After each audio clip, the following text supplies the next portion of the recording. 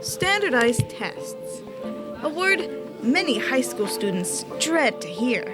But are they really that bad? What about them induces so much stress in students? It's just a simple test, right? Standardized tests and their relevance to student learning has long been debated. An article from the University of Lethbridge states that these once-a-year tests do little to improve the day-to-day instruction. They're very infrequent, broad in focus, and slow in returning, while others argue that they are very objective and help schools in identifying their strengths and weaknesses.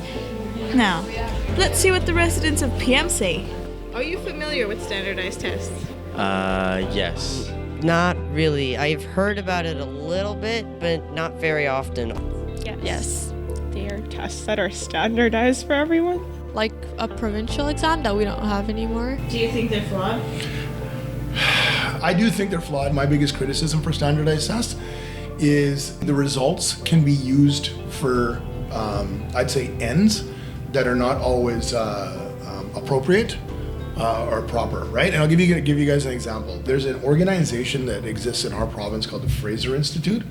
And the Fraser Institute, what they do is every year they rank all the schools in British Columbia, and they rank those schools based on the standardized test that kids take across the province. The test is itself is a flawed test, I would say.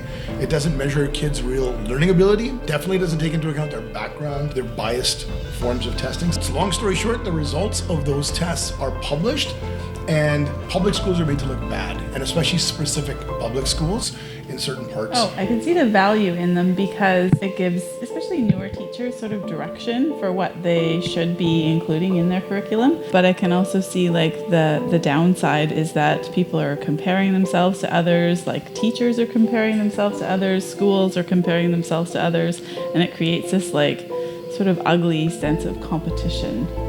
But maybe that's healthy too. The new curriculum doesn't really lend itself very well to standardized testing because it's supposed to be about having autonomy and freedom to teach what you're passionate about. So when standardized testing happens, it feels like you can't have both. You can't have this new fancy curriculum that has all this freedom and then still be tested on A, B, and C. No, I don't think there is any flaws. It's just a good way to measure. I mean, we measure all the time through tests and things like that. I think I agree with standardized tests because I think it's important to have a reference point for where students are, and there's the only way to check that is by testing. What stresses you out about them? Everything. Yeah, I think preparing for them, especially for like certain subjects that you can't really prepare for, like the ambiguousness of it. The feeling of having to do a test gives everyone like stress and anxiety, especially me because I hate them so much. The fact that we're just like put in a room and have to do them by ourselves and are expected to know it, all of it. Standardized tests, a part of student life that's inevitable.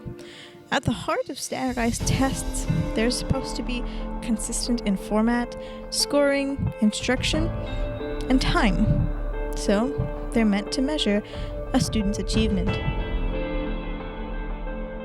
Some still argue that teaching the test doesn't adequately assess other abilities, such as creativity, technological ability, and even critical thinking skills. Others say it helps in comparison of other countries' education systems. It can be said that standardized tests only measure a small portion of what makes education meaningful. Personally, I see the advantages of keeping kids focused in class through a test. But our whole lives shouldn't depend on a test score.